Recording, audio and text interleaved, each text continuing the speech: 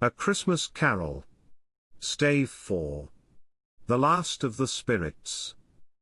By Charles Dickens. The phantom slowly, gravely, silently, approached.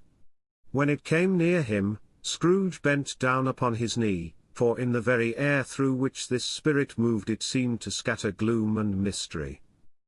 It was shrouded in a deep, black garment, which concealed its head, its face, its form, and left nothing of it visible save one outstretched hand. But for this it would have been difficult to detach its figure from the night, and separate it from the darkness by which it was surrounded. He felt that it was tall and stately when it came beside him, and that its mysterious presence filled him with a solemn dread. He knew no more, for the spirit neither spoke nor moved.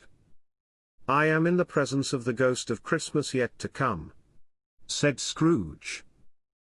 The spirit answered not, but pointed onward with its hand.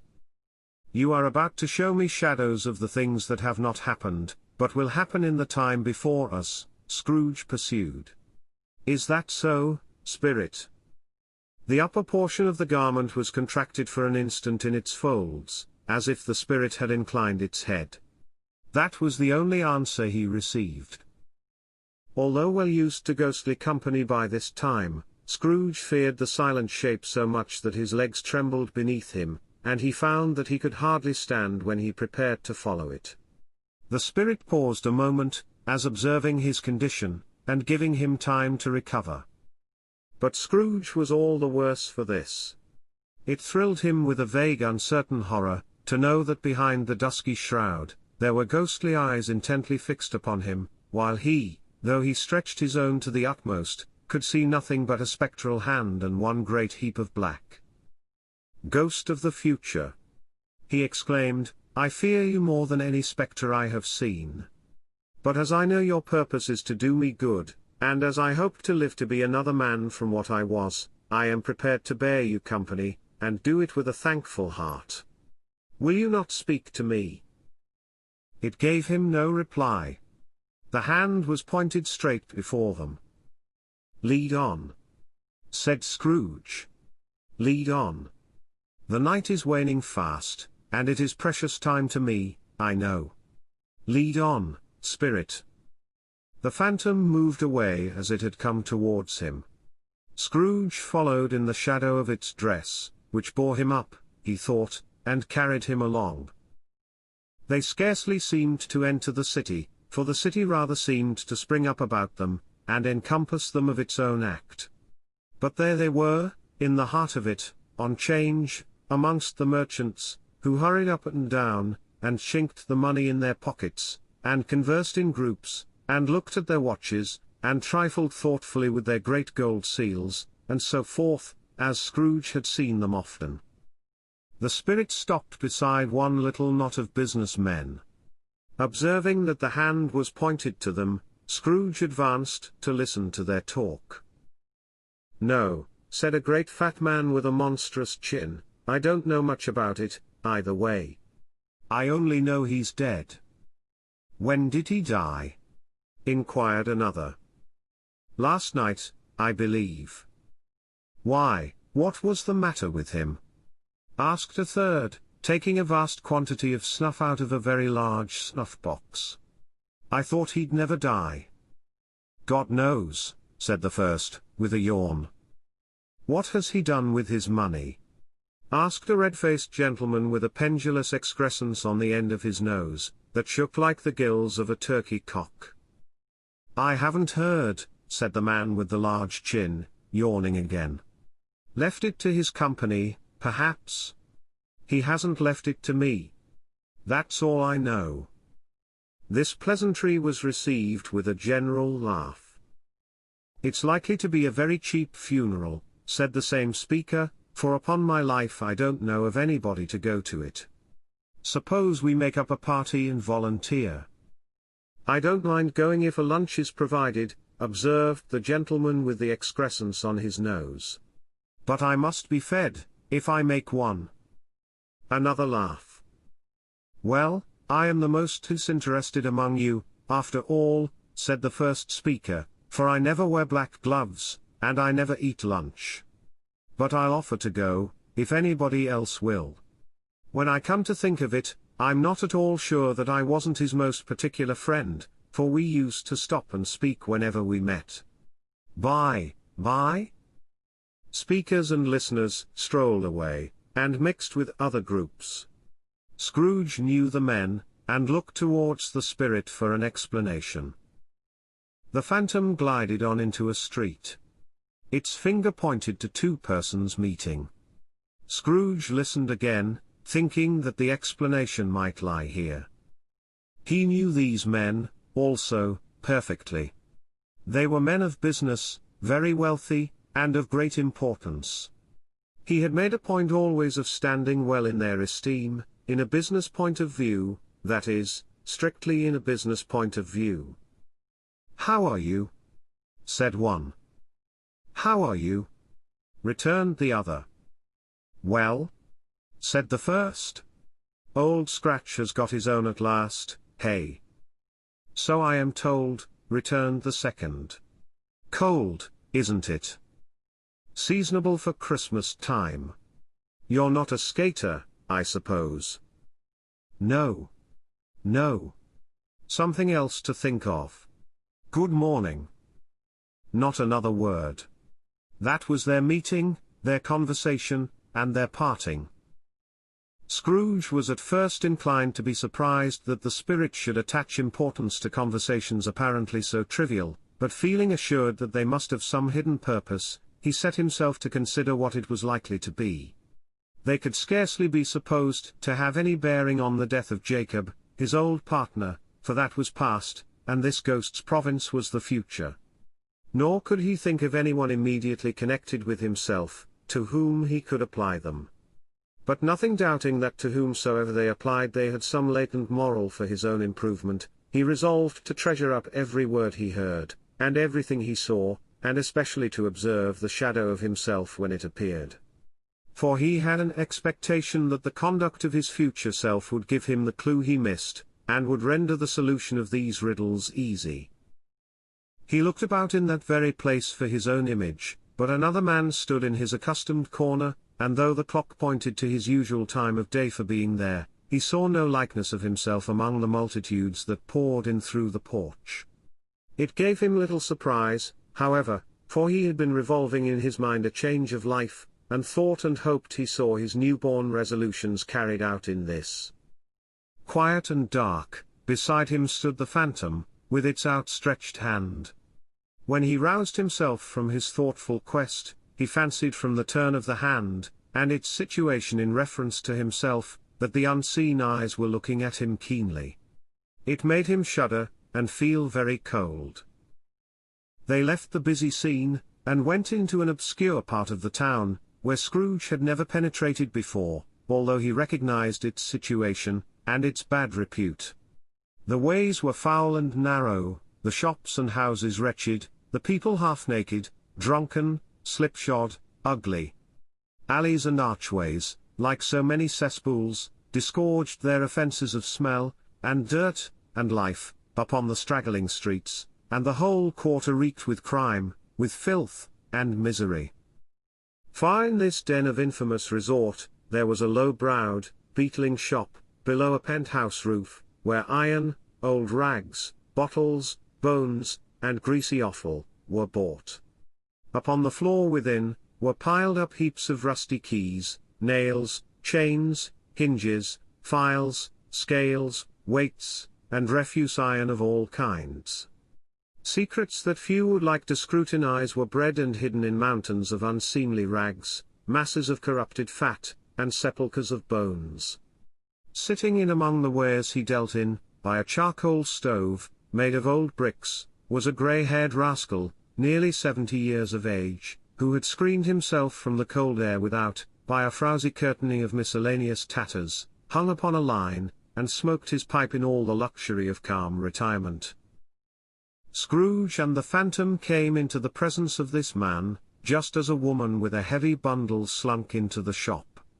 But she had scarcely entered, when another woman, similarly laden, came in too, and she was closely followed by a man in faded black, who was no less startled by the sight of them, than they had been upon the recognition of each other. After a short period of blank astonishment, in which the old man with the pipe had joined them, they all three burst into a laugh. "Let the charwoman alone to be the first," cried she who had entered first. "Let the laundress alone to be the second, and let the undertaker's man alone to be the third. Look here, old Joe, here's a chance. If we haven't all three met here without meaning it." "You couldn't have met in a better place," said old Joe, removing his pipe from his mouth. "Come into the parlour. You were made free of it long ago, you know, and the other two aren't strangers. Stop till I shut the door of the shop. Ah! How it squeaks! There aren't such a rusty bit of metal in the place as its own hinges, I believe, and I'm sure there's no such old bones here, as mine. Ha, ha! We're all suitable to our calling, we're well matched. Come into the parlour. Come into the parlour." The parlour was the space behind the screen of rags. The old man raked the fire together with an old stair rod, and having trimmed his smoky lamp, for it was night, with the stem of his pipe, put it in his mouth again. While he did this, the woman who had already spoken threw her bundle on the floor, and sat down in a flaunting manner on a stool, crossing her elbows on her knees, and looking with a bold defiance at the other two. "What odds then? What odds, Mrs. Dilber?" said the woman. "Every person has a right to take care of themselves. He always did." "That's true, indeed," said the laundress. "No man more so?" "Why then, don't stand staring as if you was afraid, woman, who's the wiser? We're not going to pick holes in each other's coats, I suppose?" "No, indeed," said Mrs. Dilber and the man together. "We should hope not." "Very well, then," cried the woman. "That's enough. Who's the worse for the loss of a few things like these? Not a dead man, I suppose?" "No, indeed," said Mrs. Dilber, laughing. "If he wanted to keep 'em after he was dead, a wicked old screw," pursued the woman, "why wasn't he natural in his lifetime? If he had been, he'd have had somebody to look after him when he was struck with death, instead of lying gasping out his last there, alone by himself." "It's the truest word that ever was spoke," said Mrs. Dilber. "It's a judgment on him." "I wish it was a little heavier judgment," replied the woman, "and it should have been, you may depend upon it, if I could have laid my hands on anything else. Open that bundle, old Joe, and let me know the value of it. Speak out plain. I'm not afraid to be the first, nor afraid for them to see it. We know pretty well that we were helping ourselves, before we met here, I believe. It's no sin. Open the bundle, Joe." But the gallantry of her friends would not allow of this, and the man in faded black, mounting the breach first, produced his plunder. It was not extensive. A seal or two, a pencil case, a pair of sleeve buttons, and a brooch of no great value, were all. They were severally examined and appraised by old Joe, who chalked the sums he was disposed to give for each, upon the wall, and added them up into a total when he found there was nothing more to come. "That's your account," said Joe, "and I wouldn't give another sixpence, if I was to be boiled for not doing it. Who's next?" Mrs. Dilber was next.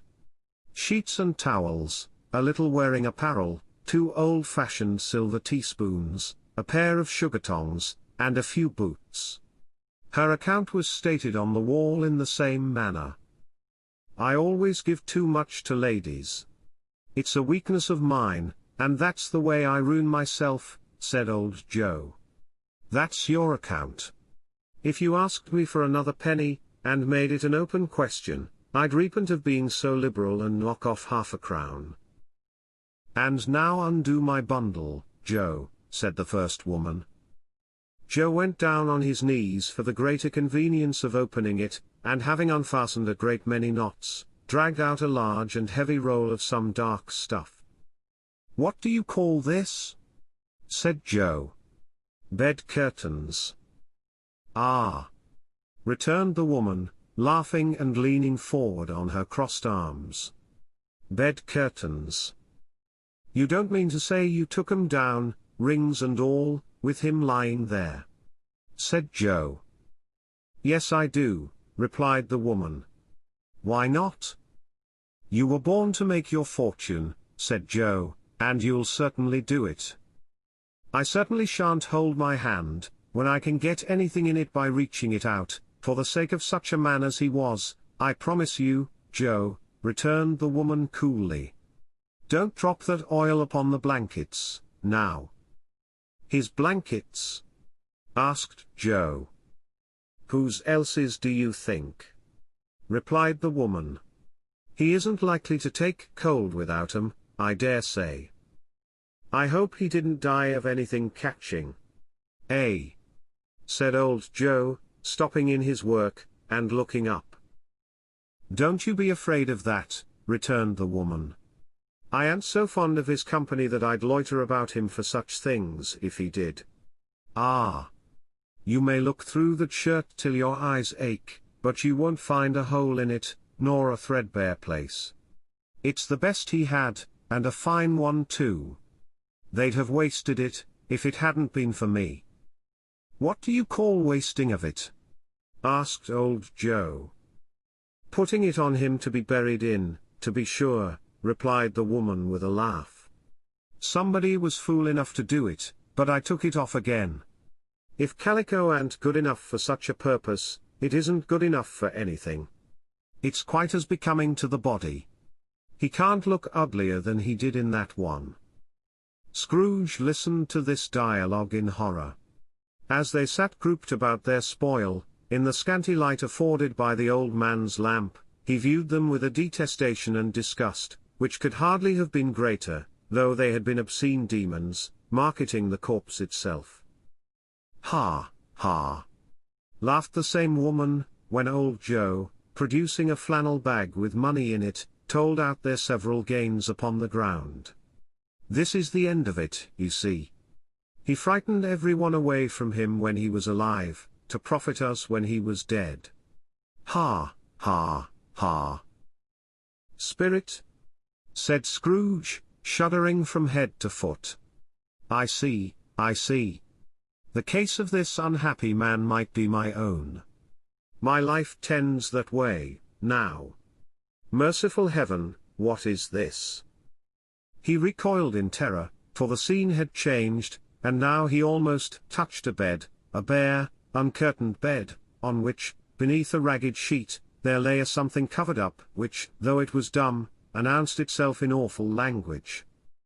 The room was very dark, too dark to be observed with any accuracy, though Scrooge glanced round it in obedience to a secret impulse, anxious to know what kind of room it was.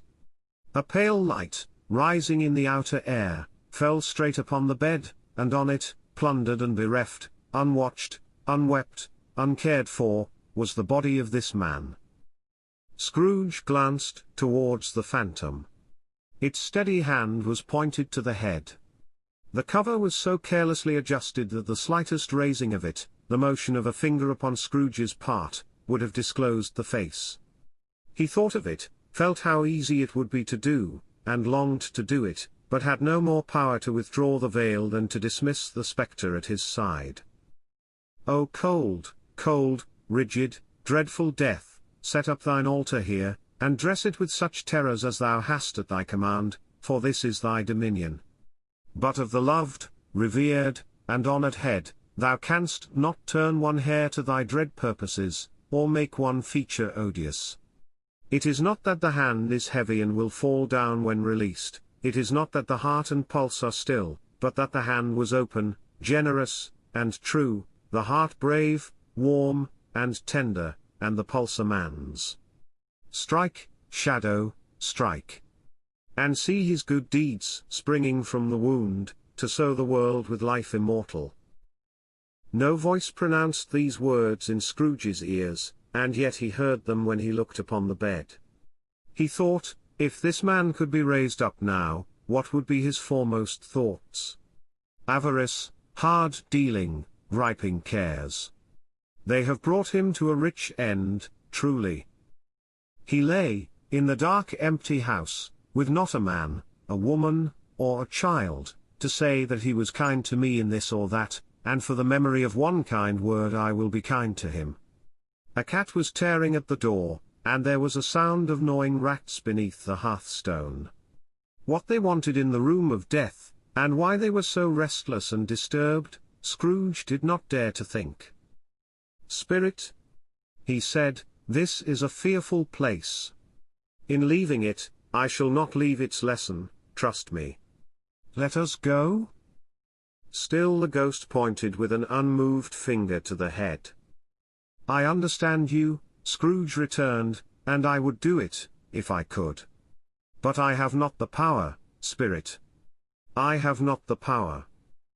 Again it seemed to look upon him. "If there is any person in the town, who feels emotion caused by this man's death," said Scrooge quite agonized, "show that person to me, Spirit, I beseech you." The phantom spread its dark robe before him for a moment, like a wing, and withdrawing it, revealed a room by daylight, where a mother and her children were. She was expecting someone, and with anxious eagerness, for she walked up and down the room, started at every sound, looked out from the window, glanced at the clock, tried, but in vain, to work with her needle, and could hardly bear the voices of the children in their play. At length the long-expected knock was heard. She hurried to the door, and met her husband, a man whose face was careworn and depressed, though he was young.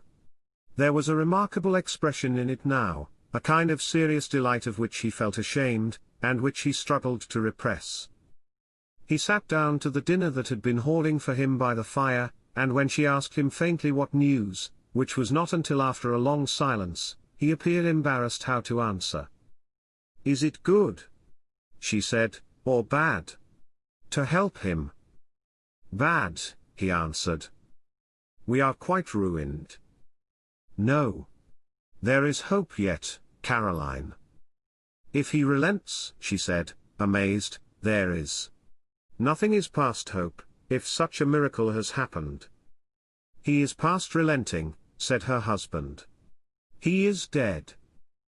She was a mild and patient creature if her face spoke truth, but she was thankful in her soul to hear it, and she said so, with clasped hands. She prayed forgiveness the next moment, and was sorry, but the first was the emotion of her heart. "What the half-drunken woman whom I told you of last night, said to me, when I tried to see him, and obtain a week's delay, and what I thought was a mere excuse to avoid me, turns out to have been quite true. He was not only very ill, but dying, then. To whom will our debt be transferred? I don't know. But before that time we shall be ready with the money, and even though we were not, it would be a bad fortune indeed to find so merciless a creditor in his successor. We may sleep tonight with light hearts, Caroline?" Yes. Soften it as they would, their hearts were lighter. The children's faces, hushed and clustered round to hear what they so little understood, were brighter, and it was a happier house for this man's death. The only emotion that the ghost could show him, caused by the event, was one of pleasure. "Let me see some tenderness connected with a death," said Scrooge, "or that dark chamber, Spirit, which we left just now, will be for ever present to me." The ghost conducted him through several streets familiar to his feet, and as they went along, Scrooge looked here and there to find himself, but nowhere was he to be seen. They entered poor Bob Cratchit's house, the dwelling he had visited before, and found the mother and the children seated round the fire. Quiet. Very quiet. The noisy little Cratchits were as still as statues in one corner, and sat looking up at Peter, who had a book before him. The mother and her daughters were engaged in sewing. But surely they were very quiet. And he took a child, and set him in the midst of them. Where had Scrooge heard those words? He had not dreamed them. The boy must have read them out, as he and the spirit crossed the threshold. Why did he not go on? The mother laid her work upon the table, and put her hand up to her face. "The color hurts my eyes," she said. "The color? Ah, poor Tiny Tim." "They're better now again," said Cratchit's wife. "It makes them weak by candlelight, and I wouldn't show weak eyes to your father when he comes home, for the world. It must be near his time." The ghost conducted him through several streets familiar to his feet, and as they went along, Scrooge looked here and there to find himself, but nowhere was he to be seen. They entered poor Bob Cratchit's house, the dwelling he had visited before, and found the mother and the children seated round the fire. Quiet. Very quiet. The noisy little Cratchits were as still as statues in one corner, and sat looking up at Peter, who had a book before him. The mother and her daughters were engaged in sewing. But surely they were very quiet. And he took a child, and set him in the midst of them. Where had Scrooge heard those words? He had not dreamed them. The boy must have read them out, as he and the spirit crossed the threshold. Why did he not go on? The mother laid her work upon the table, and put her hand up to her face. "The color hurts my eyes," she said. "The color? Ah, poor Tiny Tim." "They're better now again," said Cratchit's wife. "It makes them weak by candlelight, and I wouldn't show weak eyes to your father when he comes home, for the world. It must be near his time." "Past it rather," Peter answered, shutting up his book.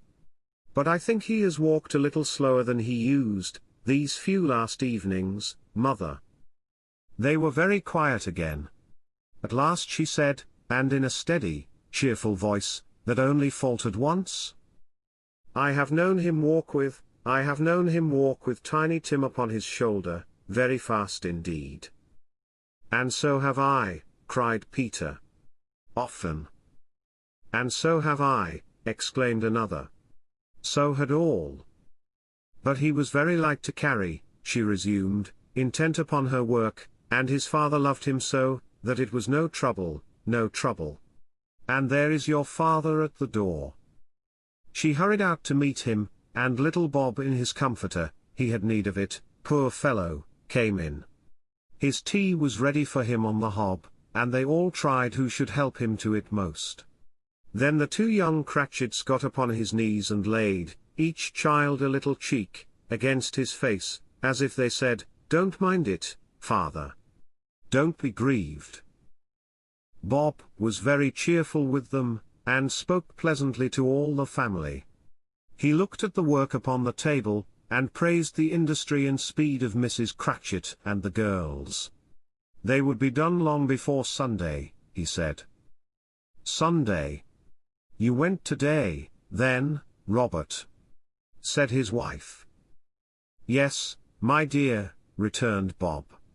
"I wish you could have gone. It would have done you good to see how green a place it is.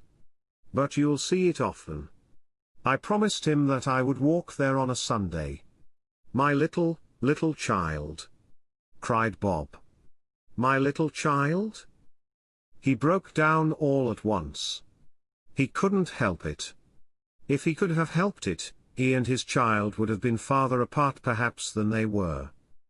He left the room, and went upstairs into the room above, which was lighted cheerfully, and hung with Christmas. There was a chair set close beside the child, and there were signs of someone having been there, lately. Poor Bob sat down in it, and when he had thought a little and composed himself, he kissed the little face. He was reconciled to what had happened, and went down again quite happy. They drew about the fire, and talked, the girls and mother working still. Bob told them of the extraordinary kindness of Mr. Scrooge's nephew, whom he had scarcely seen but once, and who, meeting him in the street that day, and seeing that he looked a little, just a little down you know, said Bob, inquired what had happened to distress him. "On which," said Bob, "for he is the pleasantest spoken gentleman you ever heard, I told him, "I am heartily sorry for it, Mr. Cratchit," he said, "and heartily sorry for your good wife. By the by, how he ever knew that, I don't know." "Knew what, my dear?" "Why, that you were a good wife," replied Bob. "Everybody knows that," said Peter. "Very well observed, my boy," cried Bob. "I hope they do." "Heartily sorry," he said, "for your good wife. If I can be of service to you in any way," he said, giving me his card, "that's where I live. Pray come to me." Now, it wasn't, cried Bob, for the sake of anything he might be able to do for us, so much as for his kind way, that this was quite delightful. It really seemed as if he had known our Tiny Tim, and felt with us. "I'm sure he's a good soul," said Mrs. Cratchit. "You would be surer of it, my dear," returned Bob, "if you saw and spoke to him. I shouldn't be at all surprised, mark what I say, if he got Peter a better situation." "Only hear that, Peter," said Mrs. Cratchit. "And then," cried one of the girls, "Peter will be keeping company with someone, and setting up for himself." "Get along with you," retorted Peter, grinning. "It's just as likely as not," said Bob, "one of these days, though there's plenty of time for that, my dear. But however and whenever we part from one another, I am sure we shall none of us forget poor Tiny Tim, shall we, or this first parting that there was among us?" "Never, father!" cried they all. "And I know," said Bob, "I know, my dears, that when we recollect how patient and how mild he was, although he was a little child, we shall not quarrel easily among ourselves, and forget poor Tiny Tim in doing it." "No, never, father!" they all cried again. "I am very happy," said little Bob, "I am very happy." Mrs. Cratchit kissed him, his daughters kissed him, the two young Cratchits kissed him, and Peter and himself shook hands. "Spirit of Tiny Tim, thy childish essence was from God." "Spectre," said Scrooge, "something informs me that our parting moment is at hand. I know it, but I know not how. Tell me what man that was whom we saw lying dead." The ghost of Christmas yet to come conveyed him, as before, though at a different time, he thought. Indeed, there seemed no order in these latter visions, save that they were in the future, into the resorts of business men, but showed him not himself. Indeed, the spirit did not stay for anything, but went straight on, as to the end just now desired, until besought by Scrooge to tarry for a moment. "This court," said Scrooge, "through which we hurry now, is where my place of occupation is, and has been for a length of time. I see the house. Let me behold what I shall be, in days to come." The spirit stopped, the hand was pointed elsewhere. "The house is yonder," Scrooge exclaimed. "Why do you point away?" The inexorable finger underwent no change. Scrooge hastened to the window of his office, and looked in. It was an office still, but not his. The furniture was not the same, and the figure in the chair was not himself. The phantom pointed as before. He joined it once again, and wondering why and whither he had gone, accompanied it until they reached an iron gate. He paused to look round before entering. A churchyard? Here, then, the wretched man whose name he had now to learn, lay underneath the ground. It was a worthy place. Walled in by houses, overrun by grass and weeds, the growth of vegetation's death, not life, choked up with too much burying, fat with repleted appetite. A worthy place. The spirit stood among the graves, and pointed down to one. He advanced towards it trembling. The phantom was exactly as it had been, but he dreaded that he saw new meaning in its solemn shape. "Before I draw nearer to that stone to which you point," said Scrooge, "answer me one question. Are these the shadows of the things that will be, or are they shadows of things that may be, only?" Still the ghost pointed downward to the grave by which it stood.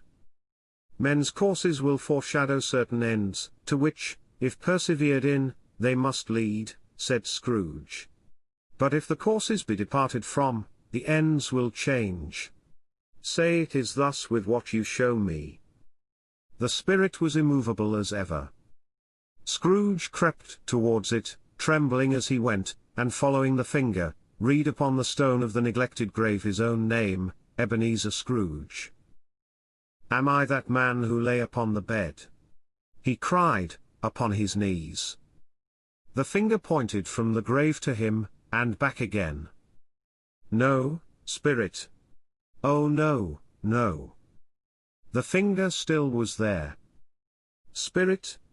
He cried, tight clutching at its robe, hear me. I am not the man I was. I will not be the man I must have been but for this intercourse. Why show me this, if I am past all hope? For the first time the hand appeared to shake. Good spirit, he pursued, as down upon the ground he fell before it, your nature intercedes for me, and pities me.